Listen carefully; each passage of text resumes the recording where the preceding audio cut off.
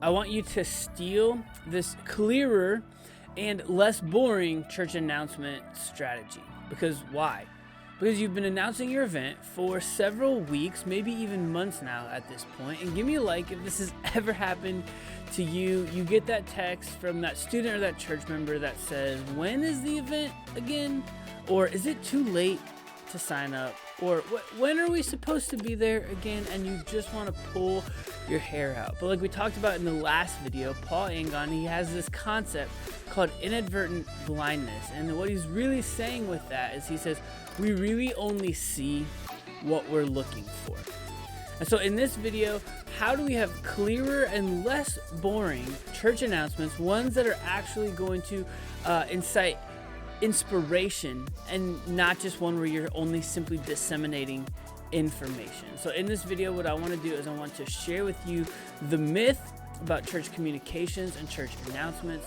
I want to share with you 3 hacks that will help you have clearer and better and less boring church announcements.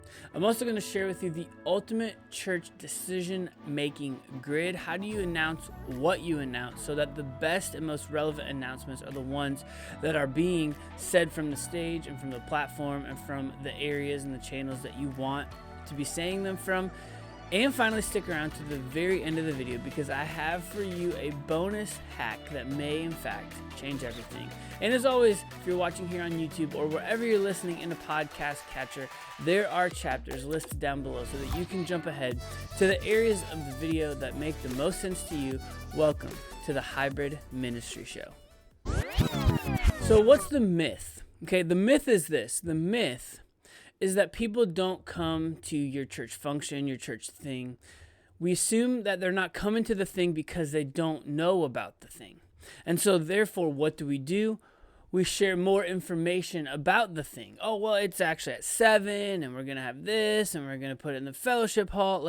And we just give them more and more boring details about it, assuming that those boring details about it are going to be what's going to help them overcome their inaction and misinformation and get them to that event. That's not why they're not coming.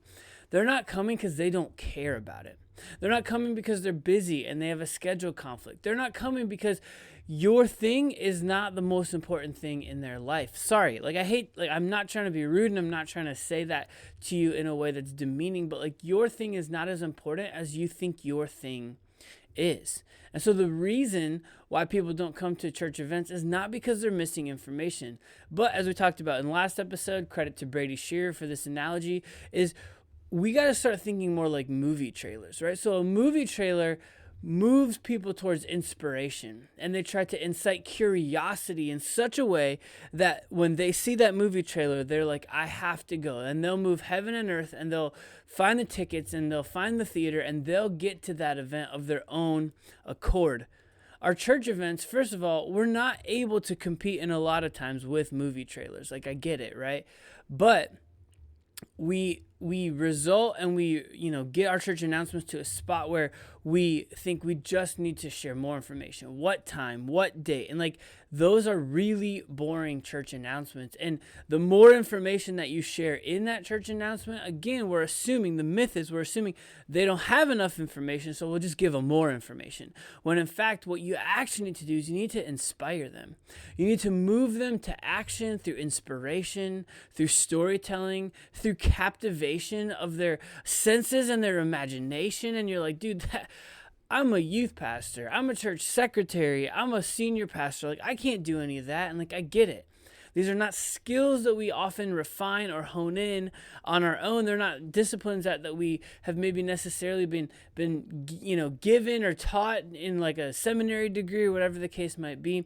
But in this world with over information and with this noisy world, that's what we're competing. See, so this myth, right? This myth is the reason why posting your announcements to social media is a bad idea. Because again, this myth helps us think, oh, we need to put this information out there on the internet. And we need to let them know when and where and how much dice to bring to the bunko night and which fellowship hall we're going to be in. people, again, they're not getting on social media for more information, for information download. And if they are, I'm going to tell you where you should put that information, because you should include it, okay? And we'll get to that in a second, but they're not getting on social for that. They're getting on social, once again, for not for information, for inspiration, and maybe even for some humor, and maybe for some entertainment. And so that's actually what I sort of push towards in my free strategy guide, which is going to be linked down below. If you haven't grabbed it, go ahead and grab it. It is, like I said, it's completely free, but it'll help lay out in detail what I do to kind of live this hybrid version of ministry and what I do on social media. But if that's not what they're looking for, and if our announcements are chock full of too much information and not enough inspiration, then what should we do instead? I'm glad you asked. That's where these 3 hacks are going to come in. Okay, so hack number 1 is reduce your CTAs. CTAs is an acronym, and it's short. It's a marketing word for reduce your calls to action. So a call to action is what you're actually asking someone to do as a result of the information. You have a bunko night, so you want them to sign up for the bunko night, right? But oftentimes we're stacking multiple call to actions, okay? So in an announcement moment in your church, we often get up there and everyone gets an opportunity at it. The kids and the youth and the women and the men's, and then the whole church picnic. And there's too many different things. And so too many things that can cause somebody's brain to get overwhelmed, psychologically speaking, and therefore, instead of promoting action, it does the exact opposite. It causes paralysis and it promotes inaction. In fact, Simon Sinek, he shared this story of this salesman who was a shoe salesman, and this shoe salesman said he learned the key to selling shoes, and the key to selling shoes was anytime he would have a person trying on shoes and he had 3 shoe options, they would always say no. But when he reduced it to simply just 2 options, right, reducing the call to actions, when he would reduce it down to just 2 options, and so if they had 3, he would, and they're like, they had 2, and they're like, let me see this pair, he would say, which one of these do you want me to take away? They would remove one, he would take one away, and then he'd bring the new pair in, and then there would be 2 new sets of shoes, and then he would say, which of these do you want, A or B, as opposed to which of these do you want, A, B, or C. And he said when he had 2 options, he always sold. When he had 3, they would walk away. And so the same is true in our church announcements. Your assumption, and it's a faulty one, but your assumption, and I hate to say it, is that the more you offer on the stage, the better it's going to be for your church and for your people. And let's be honest, if you work on a church staff, there's the pressure of getting everyone's announcement equal airtime. And so again, we're going to talk about that decision-making grid of how you come to those decisions, but you need to reduce your call to actions on your stage. What do you really want the people in your auditorium, in your service, what do you really want them to do? And everything else, we're going to find another way, we're going to find another avenue to promote it. And you might be thinking, yeah, but you just told me I can't put that on social. And you're right. I did say that. Again, we'll get to it. But reduce your calls to action. And then within that, okay, so reduce the number of announcements that you're sharing. But within that, simplify where they go, which leads me to my second hack. Centralize everything on your website. And now you might be thinking and even assuming that you're doing that. But again, credit to Brady Shear up at Pro Church Tools. His announcement strategy, his church website strategy, and his church website builder, which if you don't have a good church website and you want one that's good and actually easy to put together, I recommend nucleus.church.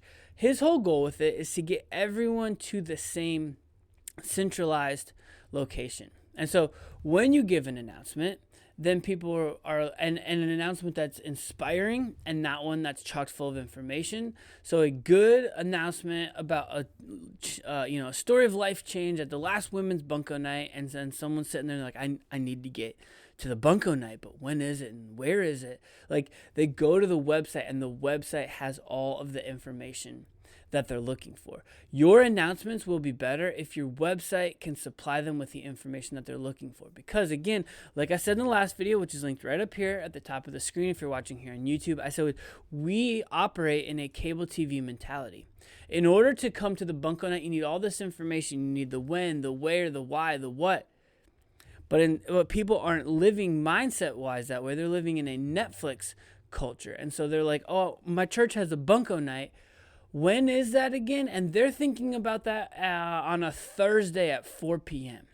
And so on a Thursday at 4 p.m., they need to be able to go to your church website and get all the information that they're looking for, as opposed to relying on you in the moment on Sunday to get the church Bunko Night information, which they're not interested in at that moment, but they may be interested later. And so if you catch them and hook them with inspiration, they'll want to go. And then later in this Netflix culture, they'll go on demand and they'll go get it on your church website. Which, if you're hearing this and you're like, wow, okay, so we need to overhaul our church website, that may be the case and you may be right. And you know what? I can offer that for you. I have a service called Church Communications done for you. If you don't have enough time to kind of overhaul your social media strategy and your church website, I would encourage you to take a look at the link below. I'd love to offer that to you and we can explore what that might look like for us to walk into a partnership together, because I want you to win and I want more people to come to your church Bunko Night. But again, the third hack then is, as we've been talking about kind of in this whole video, right? Aim to inspire over inform. Aim to inspire over inform. That's sort of been the basis of this whole video. But once again, and here I want to point out, like, here's what the dictionary.com definition of inspire is. Ready? It's to fill someone with the urge or ability to do or feel something, especially to do something creative. Right? And so a video, if you're watching here on YouTube like this, it's one of my transition style videos that we do for social media, might not seem inspiring to you, right? However, imagine a person stumbling upon it on social media, because they can stumble upon your videos like this on social media. Which of these do you think performs better? This video or this standard static announcement graphic that you cooked up in Canva, right? Which is why down below I have my social transition video pack, the ones that I recommend. I have 6 of those plus 6 CapCut meme style videos. Go ahead, download those, and then start using and posting those on your social media, because this video is using the medium for what it's made for. And it may not be like inspiring, but it's entertaining, and it still gets the message across. While your other one, yeah, it gives all the information, but this other one, it inspires, it promotes action. It may, cause people to share it. It may be entertaining. It may cause them to laugh. And then as a result of that, like, what? There's a Bunko Night. Let me go find that out. And then they head over to your church website, which is built, comms done for you, or you build it on your own, and it has all of the relevant and pertinent information.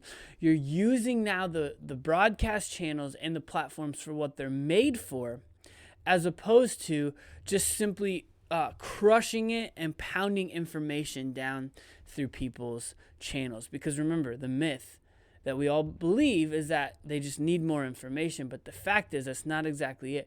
We need to optimize our communications in the channels that we find ourselves so that they lean into what those channels are built for and made for.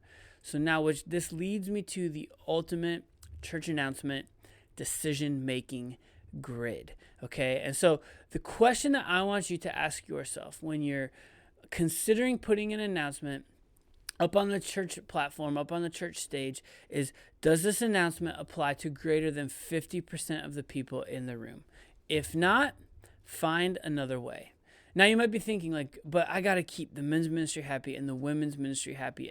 And I will say, when you institute this church decision-making, this church announcement decision-making grid, yes, at first you are going to have some unhappy people, especially if you've been announcing everything, okay?